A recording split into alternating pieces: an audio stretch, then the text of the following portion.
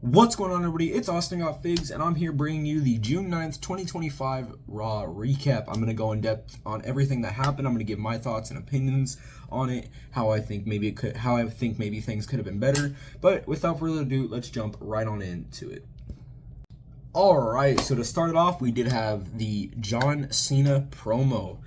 And dude, what a promo, man. Like, obviously we did continue to see Cena, obviously, as he's been doing pretty much the entire farewell tour. He continues to obviously trash talk us, the fans, say how we're basically just keyboard warriors and that we had no power in pretty much bringing our truth back, which obviously, we didn't get worked. We already know we didn't get worked. They just want to put that we got worked, even though we all know we didn't. But moving back towards really the promo, we had CM Punk come out, bro, and as soon as the music hit, I was like, oh my god, let's go, because everybody knows the history between John Cena and CM Punk. I'm not going to get too in depth on that. If you know, you know. All right, if that's it. If you know, you know.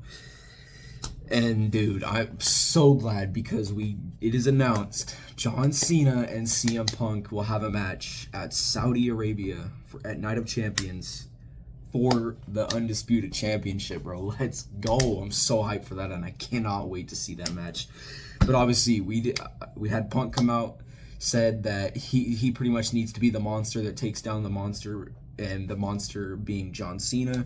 So obviously, CM Punk's plan is to dethrone John Cena, knock him off, kind of destroy all the power that he has. And CM Punk had also talked about how he knows what that title can do to a guy. So CM Punk doesn't really, he's not really focused on the title, but obviously it's going to be a title match. But he said his main focus is to knock off John Cena and pretty much make him vacate all of his power, sort of, in a way. So that was very cool to see. I do like that Punk is obviously being that representative of us, the fans. He, saying that the Undisputed title belongs to us, the WWE Universe, not anybody else but us. So it was cool. That was definitely very cool to see on CM Punk's part. And like I said, it's just cool to see that we're gonna get a match from those two one last time in Saudi Arabia at Night of Champions. So that is gonna be so cool.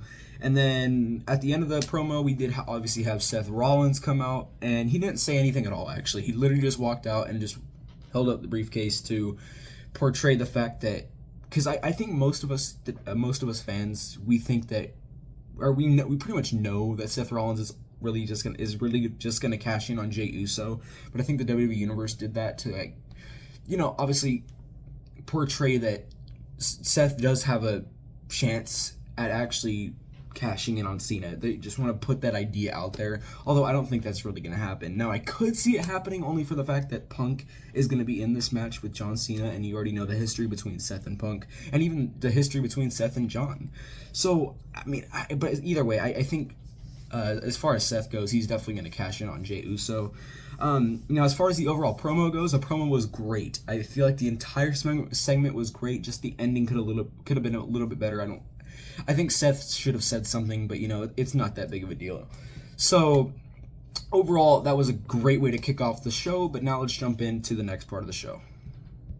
All right, now moving on, we did have not John Cena, AJ Styles versus Chad Gable, obviously because last week El Grande Americano had hit AJ Styles with that headbutt, and obviously AJ Styles ended up losing the Money in the Bank qualifier. So that's why we did have a AJ Styles versus Chad Gable match tonight.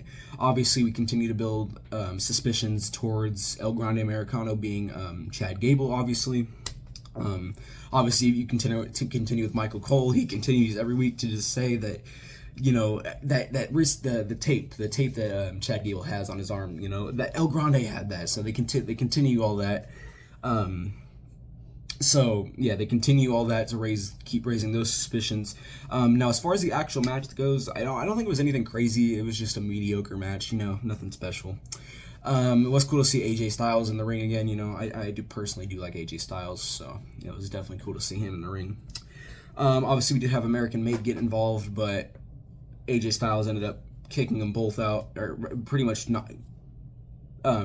beating up both of them to take them out of the match, basically get kind of erase the fact that they're a distraction in the match. So he took them out, and then AJ Styles obviously did end up picking the victory with the Styles Clash, which I did kind of think that Styles Clash at the end was a little bit sloppy, but that's just my opinion. And really, that was it for that match. It was nothing too special, like I said, mediocre match. I mean, but like I said, for me personally, it was cool to see AJ Styles in the ring. But as far as that match goes, that's really about it, honestly, man. Nothing else really special. But now let's jump into the next part of the show. All right, now moving on even deeper into the night, we did have the first round women's Queen of the Ring qualifier between Rhea Ripley, Roxanne Perez, Liv Morgan, and Kairi Sane. This was a really good match, man. I really did enjoy watching this match. Every woman in this match, they each had their opportunity to shine. That no woman really walked away with a bad performance. They all each had, every single one of them had good performances this match. Now, I want to talk about one thing that happened before this match. We did see a little interaction between Liv Morgan and Roxanne Perez. Basically, Liv just continuing to tell Roxanne, just stay out of my way. I'm gonna move on. You're not. I don't care. She basically Liv just telling Roxanne, I don't care about you, and I don't want you in my way. And then that's when we went obviously into this match. Now, it was cool to see, because actually throughout the match, Roxanne and Liv, they were making a good team. I mean, I thought their teamwork was actually really great, and it really shows that they could be a potential tag team in the future years to come. And I'm an advocate for a Liv Morgan and a Roxanne Perez tag team. I think that would be actually great for just the tag team division as a whole, and just I think their moves and their skill sets and their kind of, really, just their overall skill sets and their overall motives, they just pair together so well, I think, in my opinion. So I appreciate that we did get to see a little bit of that throughout this match. Obviously, we did end up actually having the Liv Morgan and Roxanne Perez when actually Rhea Ripley was targeting Liv Morgan, which obviously we know the history between Liv and Rhea with that world title stuff that happened back in 2024, literally just last year. They had that whole kind of trilogy, if you would. So when Rhea Ripley was attacking Liv Morgan, we obviously had Roxanne come up and help her. So it was cool to see that Roxanne was helping Liv Morgan out with pretty much an old enemy. So that was cool to see, to kind of build maybe kind of a friendship, kind of bond. So that was obviously cool to see. That's pretty much what we saw out of those two, pretty much the whole match, honestly. There was a couple moves that Kairi Sane did that I thought were really good. Obviously at the end of the match, or towards the end of the match, we obviously did have Raquel Rodriguez come out, and Rhea Ripley actually had a riptide on Liv Morgan, and she went for the pin, and then Raquel came out and pulled Rhea Ripley off of the pin on Liv Morgan. So those two brawled for a second, but then Kairi was on the top rope, and she ended up taking them both out with a big diving elbow. So I thought that was really cool from Kairi Sane. I really enjoyed seeing that from her, and I think, that was just something that I thought was personally a takeaway from this match. After that, we go on obviously towards the end of the match, where Kairi Sane hits Liv Morgan with the insane elbow. She goes for the pin. She gets to about 2, but then Roxanne Perez comes in the ring, and then she actually rolls up Kairi Sane, which I thought that was a really smart move, and it shows how good Roxanne Perez really instincts are, and when's the right time to. It shows that she knows when the right time to actually move on something is. So I thought that was really cool. But it was a really nice roll up by Roxanne to Kairi Sane, and then Roxanne obviously 1, 2, 3. Roxanne advances from round 1. So overall, that match was really good, and it's just really great stars in that match, and I was definitely fun to watch. But now let's move on to the next part of the show. All right, now after that, we did have the Becky Lynch and Lyra Valkyria promo. And honestly, this segment was really, really small, and it was only for the purpose of really the fact that Bayley is back.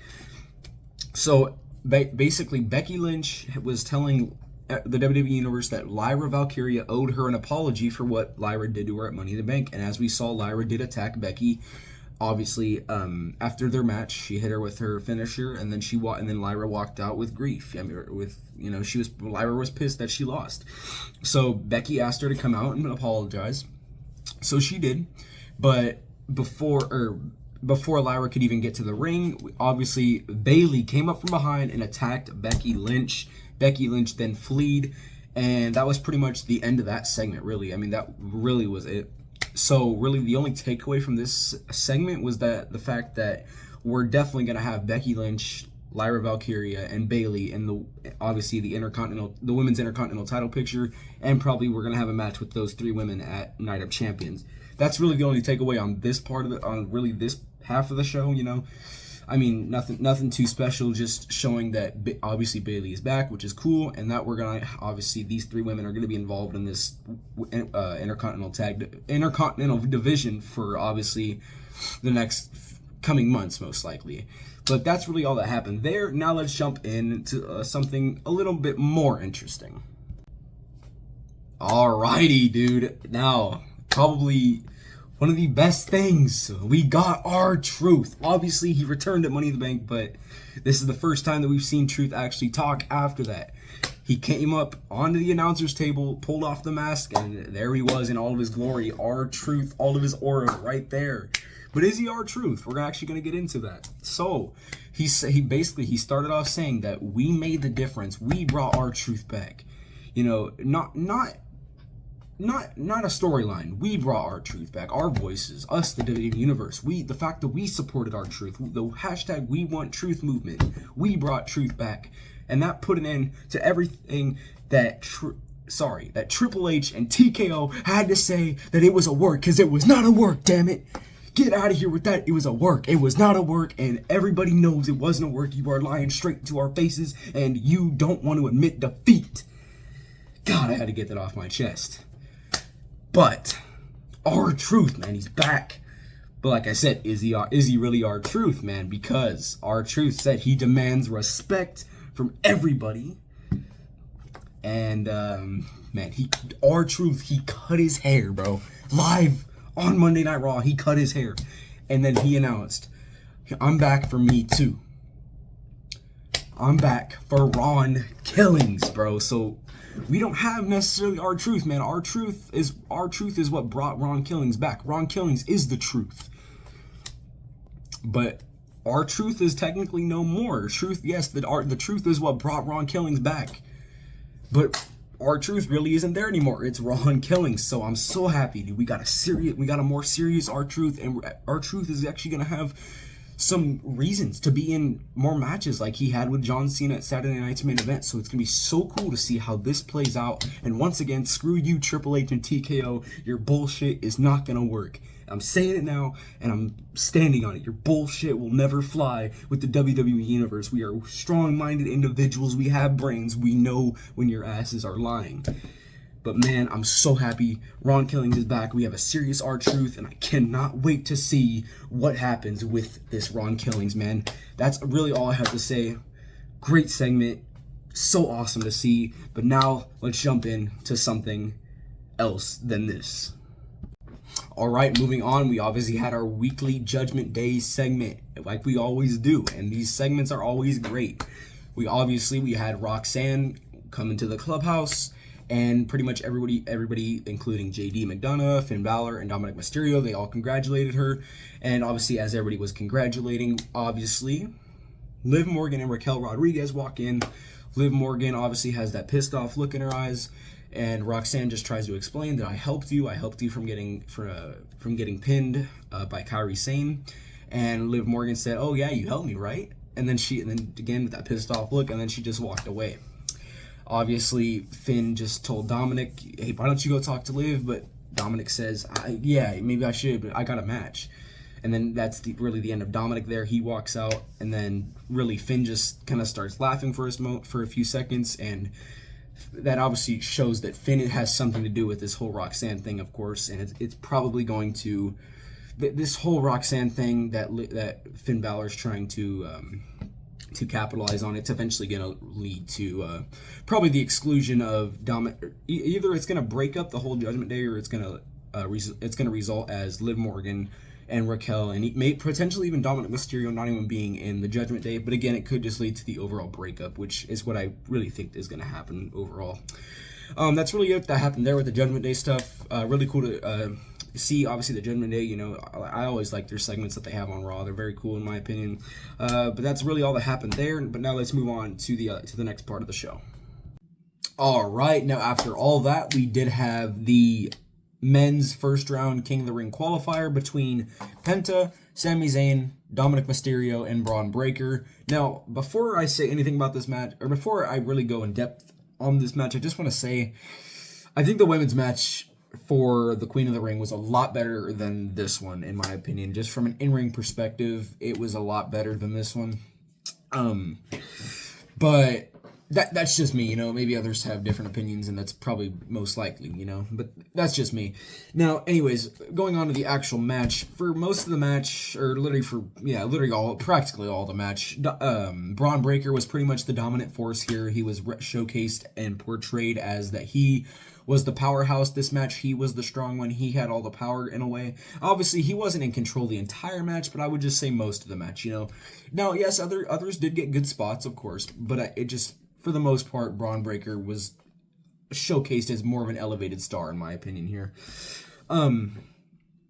Now, obviously, Braun Breaker actually didn't end up winning. I know, I said all that he was kind of the star of this match, but he actually didn't end up winning because LA Knight came in and actually ended up hitting Braun Breaker with a BFT because LA Knight was pissed after everything that's happened. I mean, literally on SmackDown, like literally last Friday SmackDown, we literally had obviously Seth's faction and Braun Breaker and all them attack LA Knight.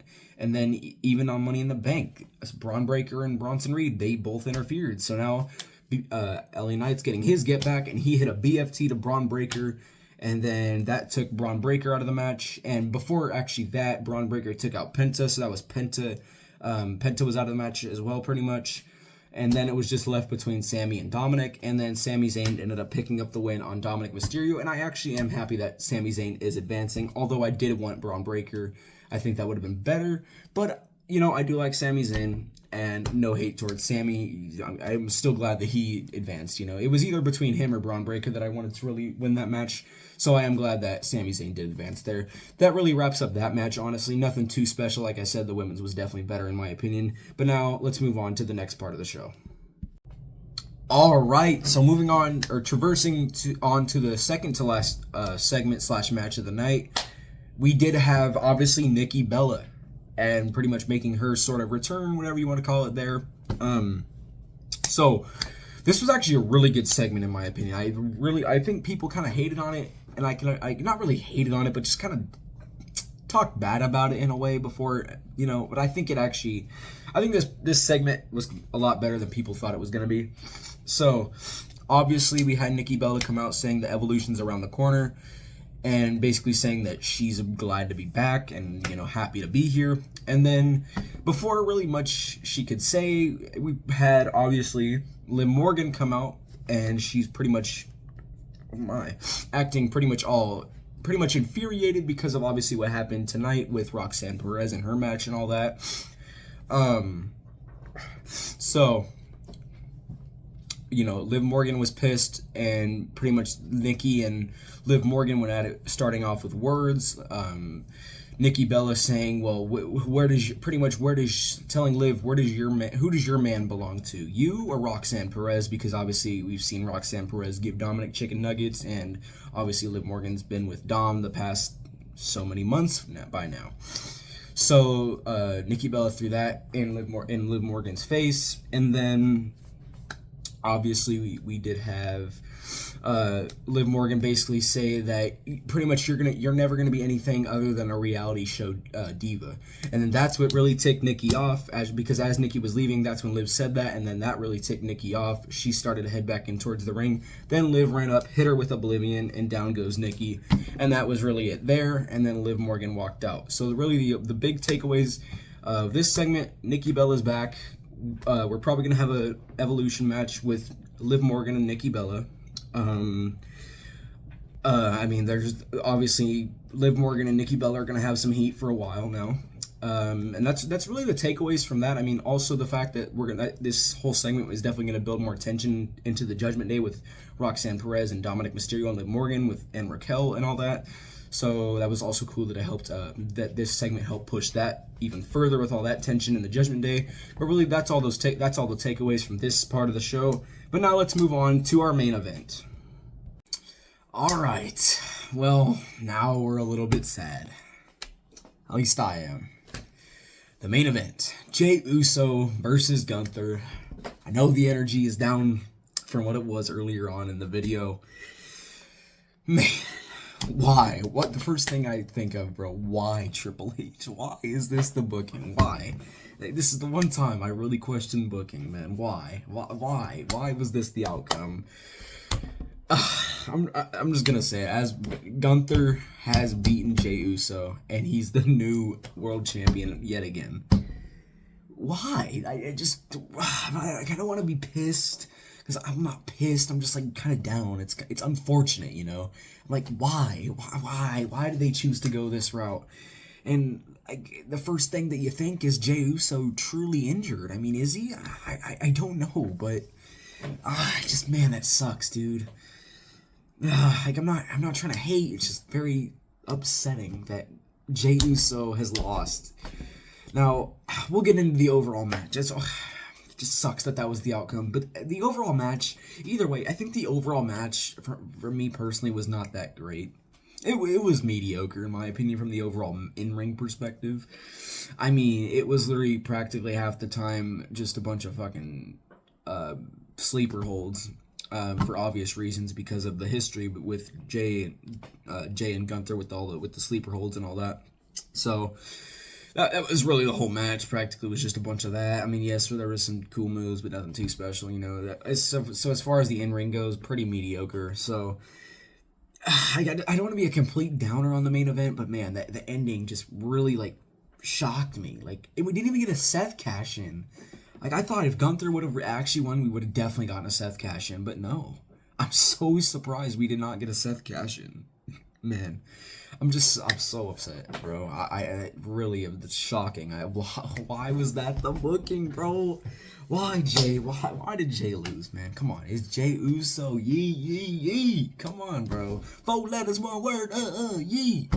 But he lost, man. That sucks. I know he's gonna win it back eventually, later on down the road. But what's next for Jey Uso from here, really? I mean, is it mid-card title again? Or are we going to do something with Jimmy Uso again? Are we going to bring him back together? That would be cool. But that's kind of a shot in the dark. As far as the whole main event goes, really kind of unfortunate to me. But that's just me personally. Like I said, I don't mean to be a downer. That's just my personal opinions on this main event that we had. I mean, from an in-ring perspective, mediocre. Really didn't care much for it. And the ending, has obviously, like I've been talking about this whole time for the past 3 minutes, man, just sucks. Jey Uso has lost the title. 2025 to 2025 Jey Uso title reign. That really sucks, man. It's only been 2 months. Like, come on. We couldn't at least let him hold it till SummerSlam. It just kind of sucks. I mean, I know Seth was eventually probably going to cash in. Maybe he would have lost it by SummerSlam. But now, like, really this early? I don't think we had to do it this early, man. Oh, it just sucks. Just freaking sucks, man. No more yeeting with the World Heavyweight Champion. Just really disappointing to me. But let's get back into a brighter mood. That is going to wrap up the Raw recap. Honestly, if we're talking from an overall show, like, I think the show was very good. I think Raw was pretty good this week. I wouldn't hate on it too much, you know. There was many good things that I did like about this show, so it wasn't completely bad. One bad thing that I don't care for, that I didn't really like, isn't just going to ruin the whole show for me. So, from an overall, the show was very good, and yes, a couple things I didn't like, but that doesn't completely tear down the rating of this show for me. So, overall, I did enjoy this show, but let me know your guys' thoughts on this show down below. Did you like it? Did you not? Did you think it maybe could have been better? Did you like even the main event? Did you like this ending? Is there anything you didn't like about the overall show? just leave me all that down below. If you do want to see more videos like this or just any more content from me, be sure to like, comment, and subscribe, and turn on post notifications so you get notified every time I post a video. And without further ado, it's Austin Got Figs, and I'm out of here. Peace.